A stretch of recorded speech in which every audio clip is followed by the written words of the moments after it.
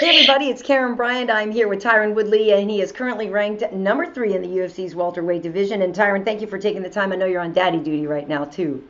I'm number 3 in the UFC, but number 1 in daddy duty. Number 1 in daddy duty, yes, of course. So listen, obviously there's a lot to talk to you about in the wake of the Carlos Condit fight. First impressions, I guess I'd like to hear from you. What did you think of his return? It was 441 days since we last saw him fight. Number one, who takes 14 months to recover from ACL? Oh, 6 to 8 months. So something happened in there. He might have tagged that knee again. Didn't tell anybody. But nonetheless, he came out. He looked amazing. yeah. I'm not a hater. If somebody put on the show, I would go on record and say that's probably one of the most gutsy performances we've seen in the last 8 to 12 months from the welterweight division. So he kind of raised the bar on us, put us on the map, and also put the other guys on blast. So we got to step our game up because Thiago Alves is no slouch, man. I don't care what he's ranked. I've trained with this dude. For him to go out there and have that kind of performance against him, really kind of put him up there. Hats off to him. Yeah, we can ask you about that because our buddy Eve was on with me on Fox the other day, and we were talking about Tiago, and Eve said, "Oh, absolutely." He's like, "This is the hardest I've ever been kicked in my lifetime." You know what I mean? And so there is something to be said for Condit to be coming back after knee surgery against the guy with the most vicious kicks ever. Yeah. Yeah, I remember I had Tiago in St. Louis for a training camp. Yeah. It's funny that when I first started training with Tiago, I had never sparred before. Hmm. I had never really been formally taught how to throw a punch. I was just a wrestler and I was in good shape. So Right. they said, "You going with Tiago?" My eyes I'm like, "Who?" I'm like, "What?"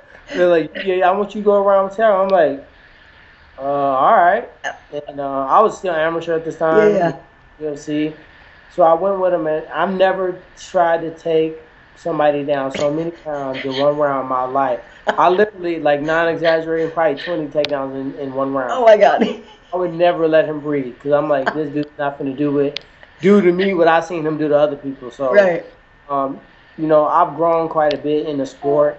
And, I can honestly say when he's in training camp, sometimes I get the better of him. Yeah. When I'm in training camp, he gets the better of me. It's just something about being in a training camp that, that person doesn't have the pressure that you have. They Hmm. can come there and be more relaxed. Yeah. So he came out, when I was in training camp, I was fighting Jordan Meehan. Yeah. And, you know, he said something. He said, "What are you holding back for?" I said, "Man, I want to kick you in the leg, dude, because you kick hard as hell to the Right. leg." He said, "I'm gonna kick you anyway." Good point. I'm gonna go ahead and kick you then. Nice. Sometimes you think about it, if you kick somebody hard, and they might not have been thinking about their biggest gift, you Right. just reminded them, "Hey, we throwing kicks now. Yeah. Let me go ahead and tear that leg up." So, mhm. That's funny. Well, he's one, right from when I first started even watching the UFC, Thiago was one of my favorites right away. So I was happy to see him back, and hopefully he'll heal up okay. But, people were talking about that fight and with Carlos and saying, you know, he didn't look so great at first, and the first round he wasn't so good, and then he turned it up, and then other people argue, well, he always is a little bit of a slow starter. But more importantly, the argument comes up about your fight, since that's the last time we saw him, and everybody loves to debate whether there should be an asterisk after your win over Carlos Condit. So how much does that bother you that people say, well, you only won because of his knee injury? Yeah, it really bothers me, but I'm gonna make it really clear. I painted this analogy earlier, Yeah. and I think it sheds light on what really happened. Hmm. If we're in a track and field event, right? We're running the 200-meter dash. We're in the blocks. I come out the blocks faster. Right. I explode. I'm hitting that curb. I'm leaning in, and I get to the home stretch. Okay, now I got a huge lead. Yeah. Carlos kind of comes behind, and it's 20, 30 meters left. He almost caught me, but I crossed the finish line. You can easily say, hey, if he had another 100 meters, if he had another 400 meters, he would have beat you. We're talking about different races. An MMA fight is a sprint, whether it's 15 minutes or 25 minutes. It's more like a 400 meter race. It's long, but it's really a sprint. Hmm. So a guy that starts off faster, gets out to that lead, controls the fight, shouldn't be scrutinized because you're so used to a guy, starting slow, losing the first round, and making a comeback. You can't automatically assume that, post him getting kicked in the knee, he would have turned it up and finished me. Yeah. You know, what if he would have gotten beat worse? It wasn't like he was winning any part of the striking. It wasn't like he stopped any takedown. I was 100% in takedowns on that fight. I was 6 for 6. I landed all the significant strikes, and really, there was only one or two combination that he even landed the entire fight. Even when he tried to submit me, I lifted him up and I just flicked him off me like a booger. So it's like, when you try to discredit me, I don't want to see Carlos Condon hurt. To be honest, and Carlos knows this about me. I'm honest. He put on a hell of a show Saturday. I tweeted and congrats. I'm not a hater. Right. He's an awesome fighter, and part of the reason why I asked to fight him. That's another thing. I asked to fight him. They didn't just say, "Hey man, you got Carlos Condon." I'm like, you know what? Fuck it, I go in there and I gotta fight him. Yeah. I asked for that fight. So I went up there. I asked for a tall glass of water. I got what I asked for, and I rose to the occasion. So don't take it away from me. If he wouldn't have hurt his knee, I would have done more of what I was doing, and that was plenty to win the fight very convincingly. Yeah, I mean, it's a very good point, and it's hard to argue with your logic there. But I feel like people have been doing that. I feel like you've been doing I don't know. I know, every now and then you ask your Lord for peace of mind, because the stuff that I've been seeing on Twitter and people have just taken this as an opportunity to just bag on you. Yeah, one thing people need to realize, I'm not that guy. I've never been that guy. I was fighting in the streets before I started getting paid to fight. So if you want to be tough, send me your address, and I can kindly come and see you. Because guys get behind these keyboards and they don't get overly invested into our careers, and don't take the access and the transparency that we give you as athletes to talk to us, to communicate, to go back and forth, to walk through MGM Grand and just see us. And we just come and shake your hand and sign the 15 pictures you have. Now that we've done that for you, don't take that for granted and think that since you bought a pay-per-view buy, now you bought shares in my company. Right. And now you can tell me who I should train with and what I should do next time. And, maybe I should fight this person. No, be a fan. I don't come to your house and say, hey, I want you to watch it. Don't drink Bud Light. Don't drink Coors Light. I want you to sit on this couch. Matter of fact, the TV's too big. I don't come to your house telling you how to watch, and I don't come to your job telling you how to work. This is what we do. This is how we provide for our families. It's our career at stake. It's our legacy. And, at the end of the day, this is not a sport. Sorry. It used to be. Yeah. Now this is entertainment. This is a business. Why wouldn't I want to fight for the big chips? Why wouldn't I want to be the champ, make the most money, and finish on top? So when people get all pumped up, I had to catch myself today because this dude called me out my name. I ain't going to say what he said. I'm like, what's your address? And I had to really tell myself, is it worth flying out there and this dude and putting him out of his house and sliding him across the concrete? It's not really. But I feel you on that, because everybody tells me how to do my job, and everybody can do my job better, and I'm completely unqualified, and I don't, whatever, same thing. I don't go to tell somebody else how to do their job. I guess it comes with the territory, but I do wonder where first and foremost, your timeline for a return. We'll get into who it would be next in a minute here, but what's the timeline right now? Right now, my doctor just cleared me to start trying to get after it. Okay. He said your bone is healed, and structurally everything is ready to go. Your biomechanics should be jeopardized, and I can really kind of go. It's just really believing in it. Yeah. I haven't moved my foot in that way in a long time. So I'm trying to take it easy because I want to make a good comeback and I want to do it well. Granted, I was pushing for that July 11th fight because, man, the risk match the reward. I have some extra motivation to go 3 days on my, physical therapy and be ready to fight this guy, because if you fight on the card with the world title in your weight class, it's a good indicator. Hey, guys, this is what you got to look out for next. We coming for you. Right. And they're parallel performances, and that's why I was pushing for that.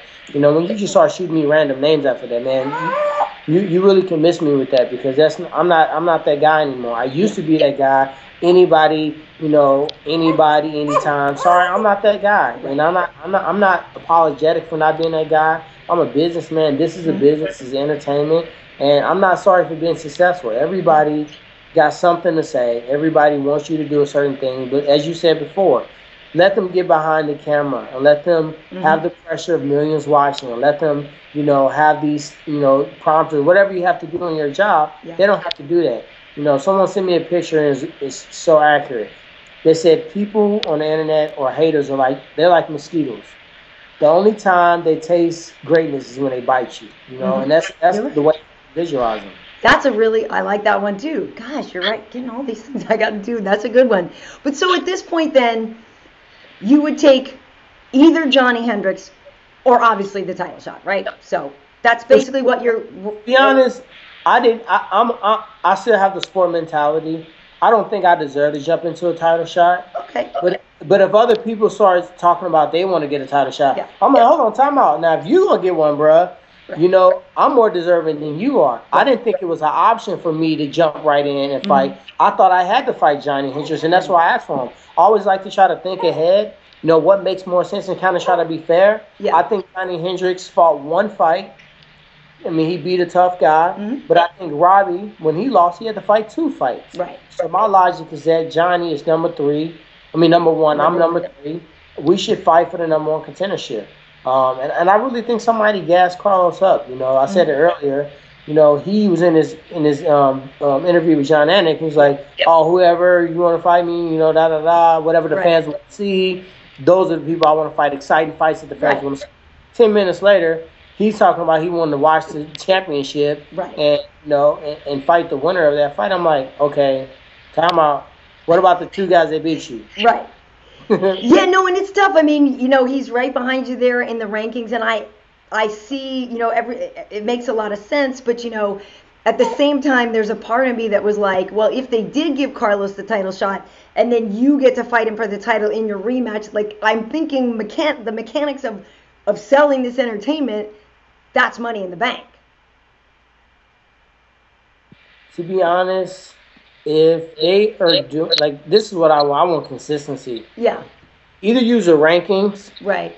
Use the popularity in the draw, or use performances. Right. Don't selectively pick Conor McGregor because he has Ireland, and don't make Johnny Hendricks fight 7 welterweights in the world to get his title shot, or Rory McDonald. Those guys had to work really hard. They had to beat a lot of guys before they got a title shot, and they were probably deserving of it before. Right. And then don't selectively use the ranking system. When they told me, hey, man, you can't fight Carlos Condit because you're not ranked. I was ranked like 11. Right. And they switched to UFC rankings until instead of 1 through 10, they switched to 1 through 15. Now I'm ranked. Now I can fight him. Right. So I think that performance, what he just did in his last fight, it's exciting. People want to fight him. Obviously he's a huge draw. Yeah. And, he got a story with Rory. Rory was dominating. Sure. And, he turned it on in the 3rd round. I don't really think they should have stopped the fight. There was 7 seconds left. Yeah. And when he stopped it, Carlos had paused. He was punching, and then he stopped. Right. So it was kind of an awkward stoppage, especially in Canada. So maybe he's in the same situation that I was in, that people say, hey, you would have lost that fight if 7 seconds would have, came through. Right. And I don't know. But, at the end of the day, I feel like God's in control. I'm going to be the champion. You can draw this thing out as long as you want. You can delay as long as you want, but you can't deny I'm the best welterweight in the world. I'm the most well-rounded. I think, the smartest when you think about the guys I fought. Carlos Condit would have never looked like that against me the way he looked against Thiago Alves. Yeah. Just think about the dynamics of our fight. Yeah. Nothing of the nature. The same thing with Tarek Saffiedine, the way he looked against Neymar, or the way that Paul Daley looked in the first round against Diaz. Yeah. Something to be said about strategy and about a person not entering into your realm and making you fight their fight and surprising you. When guys think I'm a wrestle, I go for shots. When guys look at that hard right hand, I'm taking them down. Right. It's good to have options. Yeah, for sure. And the interesting thing too is obviously there is that kind of bottlenecking at the top of who's already fought whom, and like you said, Carlos and Roy, that was 5 years ago, and there is definitely the feeling that there needs to be some new blood, and I do feel that people would rather see somebody fresh in there, like see you fight for the title before Johnny got another shot. Do you feel that sense that might happen? Yeah, I think people believe that since me and Johnny are fighting, that Johnny is waiting and he's been guaranteed a title shot. Yeah. Newsflash: Johnny is not guaranteed a title shot. Right. I'm not guaranteed a title shot, and nor is Carlos Condit. UFC has a great problem. It sucks for us because there's a lot of uncertainty. It's a lot of people that are talking BS on the internet. Yeah. And you got people that love Johnny, people that love me, people that love Carlos. And when you got three people that are likable guys, Yeah. you got a lot of fans that are smashing. My fans are smashing him. His fans are smashing me. And we're sitting in a position where it's a lot of gray area. But it's a great problem for the UFC. You have three guys who, in their own right, can be UFC champions, waiting to see these other two guys who knows how this fight's going to happen. They've already fought. Rory and Carlos fought. Yeah. Me and Rory fought. Johnny and Carlos fought. And Robbie and Johnny fought. I do believe it's some new blood. Let's shuffle the deck a little bit. And if you're really the champion and you're the best in the world, you got to beat us all anyway. So why not give an opportunity for somebody else to step in there? I think Carlos already had a shot. Yeah. He obviously, as the interim champ, he wore the belt for a Yeah. Well, I'm curious too, because you have some unfinished business with Johnny Hendricks. You tweeted a picture recently from back in the day, and I was talking about this. I guess I was talking about this with Eve the other day. So what is the story now? He fish hooked you, or he said you did? He said you bit him and you lost a point? So everybody know, Johnny Hendricks is a great wrestler. Yeah. He really shows up in the NCAA. He's never went undefeated, so he loses during the season, but he always shows up. Like I said before, I'm not a hater. I really congratulate I'm glad to be a part of a weight class that's so deep, that's so competitive, that has so many different characters in it. Right. So with that said, we've had some wars. Granted, his credentials are better than mine, but he can't honestly say, okay, I'm this much better of a wrestling tyrant. We wrestled 2 times. They were razor close matches, and it was controversy in both. I was in on his leg to take him down in the first period to come out with the lead. He put 3 fingers in my mouth, and he pulled my face away from him, fishhook style. And I just didn't know that was a acceptable takedown defense. So maybe I bit him. I don't remember. But if you got put 3 fingers in anybody's mouth, that's not a normal defense. So he went and was like, oh, look, hurry, he beat me. And what happened was the referee is from Missouri, right? Yeah. So the Missouri referee, at times they try to show that they're not biased. Right. And in doing so, they're actually being biased towards the person from Missouri. Right. Awarded him the penalty point, didn't even look for a bite, didn't say anything. Just on the fact that he said, oh, I got bit, they awarded the point. And, that was the difference of the match. And I lost the Big 12 title because of it. Well, I tell you what a story for if you guys get to meet inside the octagon. Like you said, it's a great problem to have right now. The depth at the top, the depth of the division. I mean, the thing about it is not only at the top you got guys like Damian Maia who are still around and still doing well and getting better. All of a sudden, Stun Gun's looking solid again. Matt Brown's still in the mix. I mean, there's a lot of good guys. Yeah, and what's funny is that I actually fight Johnny a lot. When I first turned pro, I was trying to have my pro debut against Johnny. He was with I think he was with Randy Couture, somebody at the time. And I was working out with Matt Lemon. I'm like, Matt, if you want me to sign with you to Team Quest, you got to make this fight happen. I want to fight Johnny. And every time, it's like 2 or 3 times we try to make the fight happen. It's like, oh, Johnny just started training, and Johnny needs 6 more months, and Johnny this. And I'm like, he just fought. I thought you said he needed 6 more months. So I think it's a blessing in disguise because at that time, Big 12 title to us, it's almost more important than being the All-American because you got to realize it's only 5 schools in the Big 12 that have wrestling, and those 5 schools might be the top 5 in the country. So it's so competitive. When you're a champion in the Big 12, it's a lot to be said for it. So I wanted to punch his butt then. So I'm glad that now I get to the point where actually as a person and as a fighter, I respect him. I actually like him. And as a competitor, now I can compete against him, and now I want to fight him. Yeah. I probably would have lost my cool. I probably wouldn't have had a great game plan, and he probably would have beaten me. Yeah. Well, I tell you what, the last thing I want to get to is when is Straight Outta Compton coming out? Straight Outta Compton. Suck my. I know, right? All of a sudden, Compton's just down the way a little bit. I live in LA, you know it. August 14th, it is gonna be nuts. Comes out. I haven't heard about the premiere yet. Gary Gray, don't try to play me, man. I haven't heard anything either. Believe me, I would love to go to that. Are you kidding? I haven't heard about the premiere yet, so I want to make sure I'm there because I feel like is a part of history. Not only just being in a cool movie. This biopic, in my opinion, is going to be the best of all the ones telling the story about the hood. Right. it was real natural for me because I just remember these days going and collecting money and getting into fights and things of that nature. So, the director came up to me and he's like, "You my goon." He said, anytime I need something done, I know who to come and get. I was like, you know what? I said, this is not a part of my life anymore, but at one point it was, and, I just took myself back to that moment. Very nice. Now, I think it actually cut out again. What's the release date again? August 14th. August 14th. All right, awesome, awesome. Well, listen, I know it's late. You got to put your little sweet baby down. You're a good dad. I'm so relaxed now sitting here talking with you. I got 4 kids now. I better know something. I was just going to say, if you don't, you're in trouble. Well, I really appreciate you taking the time, and obviously this is a great conversation and a debate that we will keep going on. Are you gonna at least be able to make the trip out to Vegas for 189? They better have me there because what I think might happen. Don't try to just have Johnny there and Carlos there. Right. I'll slide. Even if I'll buy my own ticket. Yeah. It's important for me to be inside and in mind of people that know I'm one of the movers and shakers in the division. I'm one of the heavy hitters in the division. And when you're talking about a title shot, if you point out people, you better have me in that mix. So I will be there, even if I have to fund it myself. But I do believe the UFC will have me there and to watch the fight. Nice. Awesome. Well, I will see you there then if I don't see you sooner. Boom. Thanks, Tyron. All right. Thank you. Appreciate it.